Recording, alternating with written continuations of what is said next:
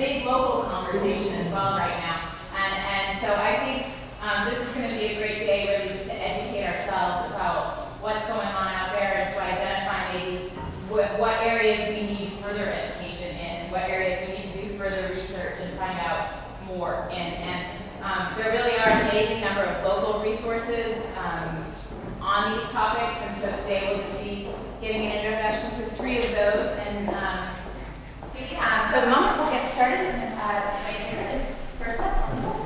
All right, when you came in, you should have grabbed a packet. It says the BERC Group, Powerful Teaching and Learning on it. And in a few minutes, I'm going to be referring to some things in there, but that'll kind of get you started. I'm going to talk to you a little bit about Powerful Teaching and Learning, the STAR protocol, and some of the work we're doing around the area.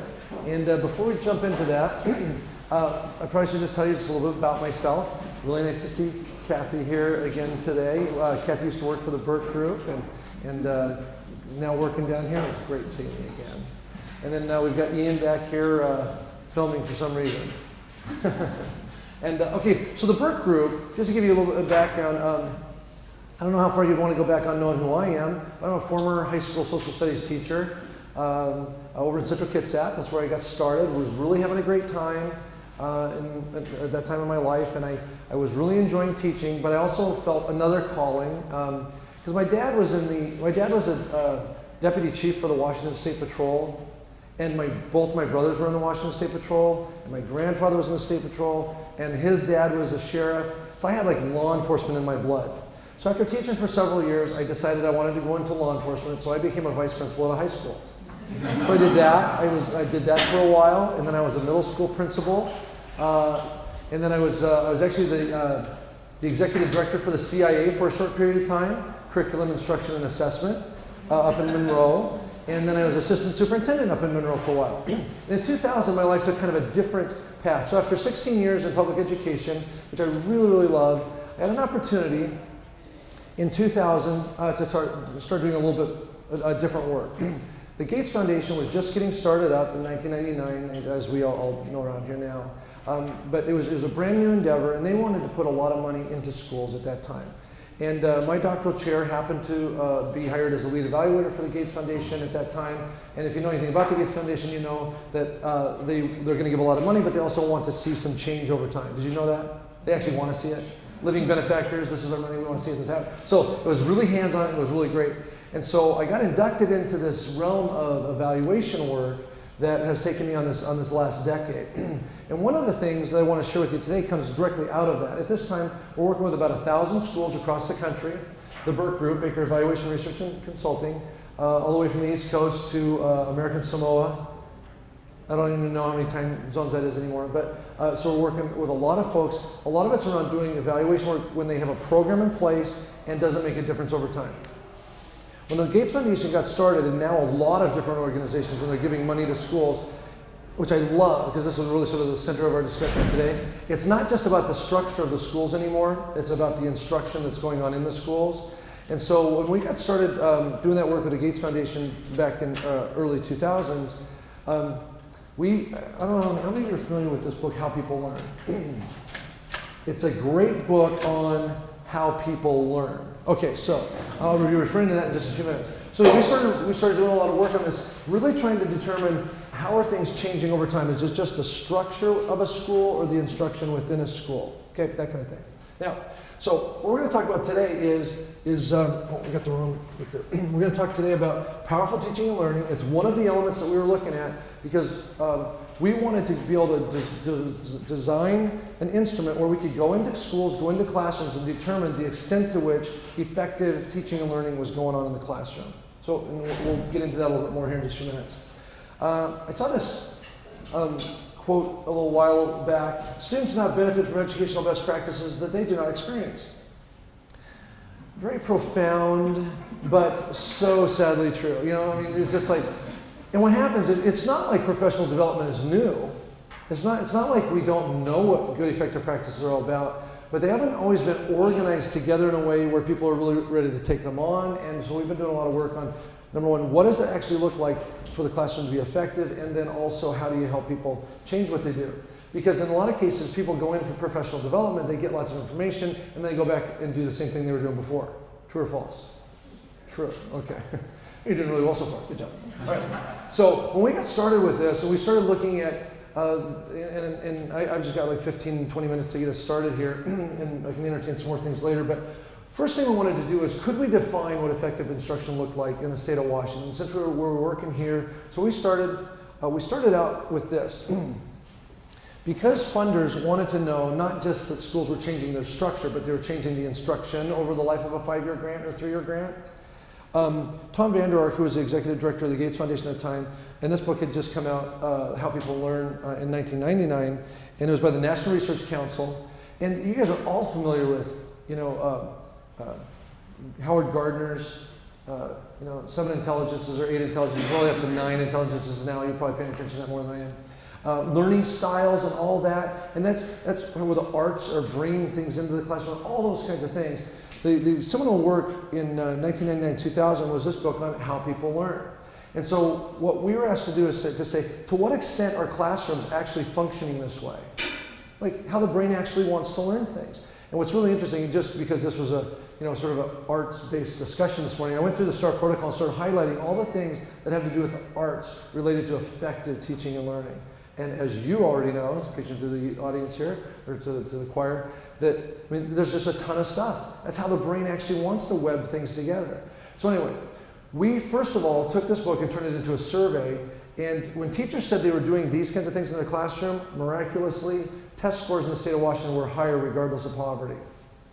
So it's really weird. When you teach how the brain actually wants to learn, kids are learning even if there's high levels of poverty. And that was a big deal, and that's why we originally called it powerful teaching and learning, is because it's really powerful when you can mitigate the impacts of poverty. Usually as poverty goes up, test scores, everybody, go down. Yeah, as poverty goes up, test scores go down. But when teachers said we were doing these kinds of things in the classroom, test scores were going up regardless of poverty. Thought that was pretty interesting back in 2002, 2003. We then turned that survey into a protocol, an observation protocol, because what if the teachers didn't fill out the survey correctly?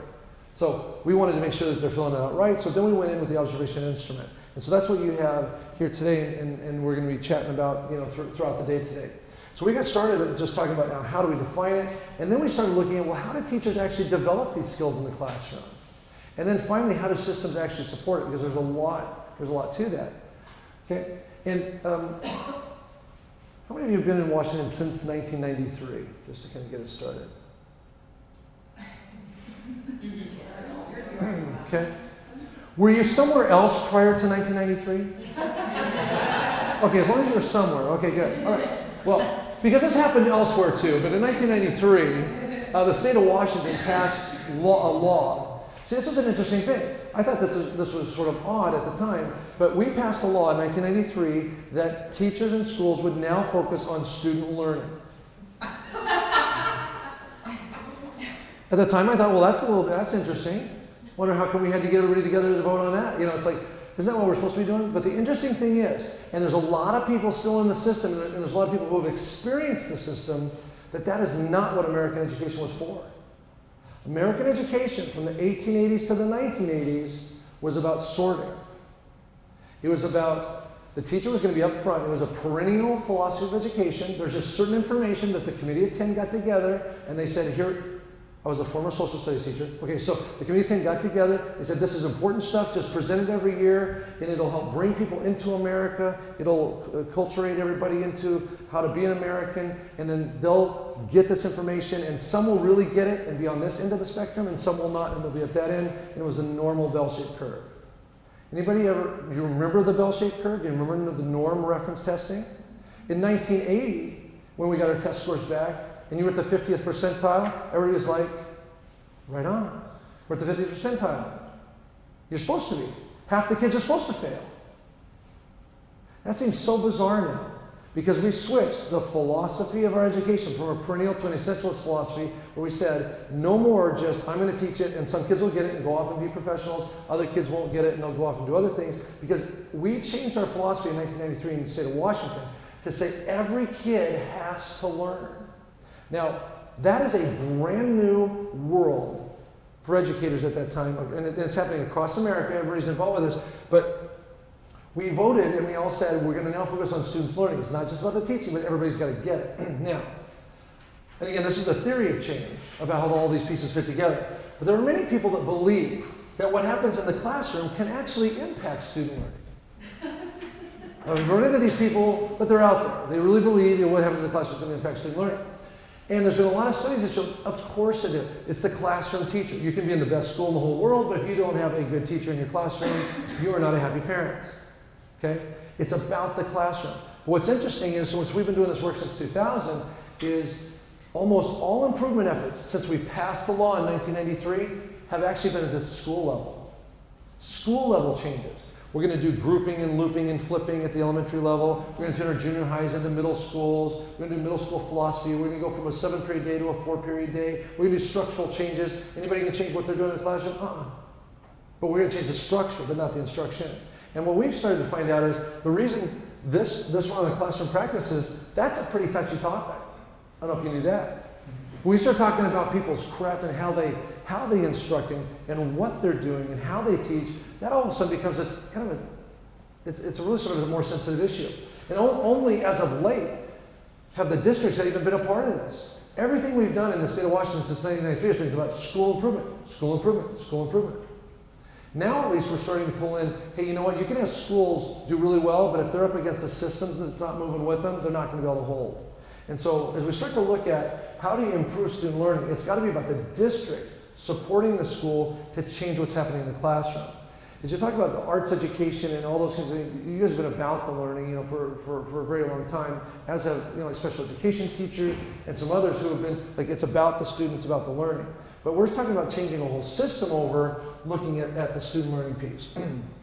Now, we'll get to those arrows later. I don't know why they're showing up so early. But anyway, now, again, going back just before this, just a little bit more. In 1983, just to build the case just a little bit more, remember some of you might not have been born then, but anyway, there's a report that came out called A Nation at Risk. Have you read about it in the history books? Okay, you got that. Okay, so Nation at Risk came out. And you heard about Sputnik as well. Okay, so A Nation at Risk came out and said, we're in a lot of trouble. If we don't get on this education thing, we're going to be really in poor shape. And so there was a first wave of reform that was really top-down, legislatively driven. Teachers, you know what you're doing. You got to hurry up and fix things. And that's when we started getting a lot of these first-order changes. Just hurry up and rearrange the deck chairs on the Titanic, kind of stuff. But it wasn't resulting in any real change. Across America, by 1988, everybody declared that a failure. That didn't work. And onto the scene came some people. It was supposed to be a grassroots effort. And there's some people in education, one guy, Richard Stiggins, Grant Wiggins, and Gary Higgins. For some reason, if you had if that was what your name sounded like back then, you were going to be a leader in education. Anyway, they said, why are we having bureaucrats tell teachers what to do? If it's about this, we should really have teachers develop standards for the learning. And have the teachers, it should be outcomes-based. Remember Colorado, outcomes-based education, OBE, and all that. Well, we came up with the essential academic learning requirements in Washington State, and we said, we're no longer going to have bureaucrats tell us what to do. We're going to develop these standards and develop them up through since 1993 to bring us to our present state. But here's what's happened, and now this gets us kind of to the point that I really wanted to bring up. If you're talking about effective teaching and learning in the classroom, we have to understand that the purpose for American education has fundamentally shifted. And we're going to continue to see it. We're continuing to see it with No Child Left Behind and Race to the Top and all these other legislative things. The new focus on teachers, teacher quality and all that kind of stuff. Because people are figuring out you can only get so far with curriculum. It's actually about how the brain needs to learn stuff. If we're really going to get to the final end of this whole thing, we've got to teach in a way that the human brain can absorb it. But we're at a point right now where the system is not really, we have to get the system ready for that because not everybody has made this shift. Think about this, we have moved from a perennial philosophy of education where it's just delivered every year, some kids will get it and be professionals, others won't get it and they'll go off and do menial labor. We don't think that way anymore. We think more of a driver's ed model. We're going to teach the test. We're going to really make sure the kids actually can parallel park. If they don't get it the first time, we'll have it practice again. That kind of thing, where we have to make sure everybody learns. So, and it's essential, and we don't move on until everybody gets it. That's why some parents are still kind of confused about why my older son in middle school had a shop class or something like that, and now my younger kids going through and they have 2 or 3 math classes. What's that all about? Because we're double dosing and doing all kinds of stuff. We're not moving on until every kid gets it. And that's very different. Not everybody's like wrapped their mind around it just yet. The other thing is, we've changed the psychology of education. You guys remember, it's not a behaviorist philosophy of education anymore, or a psychology of education anymore. It used to be just stimulus response. Remember Skinner or Pavlov? Remember Pavlov's dogs? Any of this ringing a bell? Okay. 7 people, I think. Okay, good. 7 people got that. Okay, so it used to be just, and that's what teacher quality used to be based on. ITIP and that kind of thing. If you people went to that training, instructional theory into practice, if a teacher just does this, it will result in the kids doing this. But guess what? That's not how the human brain learns. If you have 30 kids in front of you, you got 30 totally different brains going on. But the idea behind the way they learn is pretty, there's some things we know about that. But you've got to understand where these kids are coming from. So now it's a cognitivist psychology. Every teacher in the classroom has got to be a cognitive scientist. They've got to be paying attention to every kid's brain. We have to be paying attention to how the brain wants to grow. You can't just tell them information. You've got to, like I was highlighting some stuff on the STAR protocol, you've got to come up with some non-linguistic representations of information. You've got to come up with a visual or artistic representation of information to help the brain web things together. And finally, it used to be a teacher-centered classroom where just do what I say, to now a student-centered classroom, what do you need to learn? It's very, very different. And not everybody signed up for that. So as much as we want to just jump right to teacher quality and say you teachers should be better, you've got to understand, this is a major shift on things.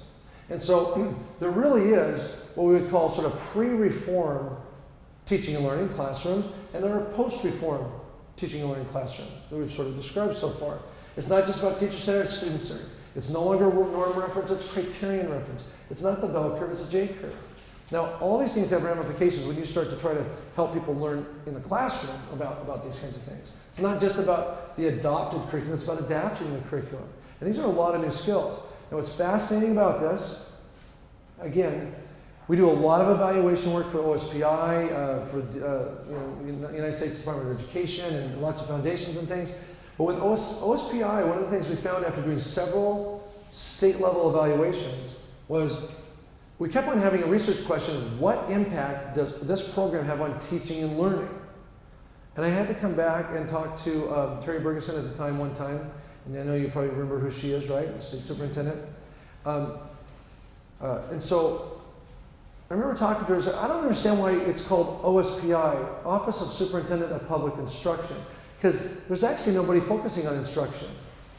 All we've done for the last 15 years has been related to curriculum and standards. It should be Office of Superintendent of Public Curriculum. And by the way, as we were getting into this, I thought I was being kind of funny about it. She didn't really think it was that funny, but I think we should change the name. So, because we keep talking about instruction, but nobody's getting to it. Well, anyway, I think that ruffled a couple feathers along the way, along with some other things going on. But there's been clear efforts in Washington around the curriculum. I mean, people are on curriculum alignment, curriculum adoption, to the standards and all that. It's all over the place. And there's been a lot around testing, the assessments and all that. But when you get down to how to teach differently, we've changed the philosophy, the psychology, the approach, and there really has been a lot of help around how to teach it differently. Okay, now there are, over the last 2 years, we've noticed there's lots of systems really coming back around to that, and those are a lot of the readings. Jen sent out about, building a better teacher and all those kinds of things. Those are coming up because people are figuring out you don't get to the student learning by doing school improvement. You get to the student learning by being clear about what effective instruction is and then how to help people change that. So, anyway, now, I just figured it was time for a far side. Primarily. I always like, these are a couple of policymakers up at the front of the ship here, just kind of, and they're very bewildered. They don't know exactly what's going on. They're very perplexed by the situation. And the caption said, I've got it too, Omar, a strange feeling like we've just been going in circles. It's just kind of, the guy in the front on the right, he looks just like a friend of mine. It's hilarious. Okay, so, so the idea behind this is we've got to bring this all together. And the reason I really wanted to focus on this morning is just the kickoff. Is because when I think about the arts and that kind of thing, it's about helping the brain learn. It's not just about having an art class. It's about how do you use artistic expression in an English class, in a science class, for organizing your thinking and all those kinds of things.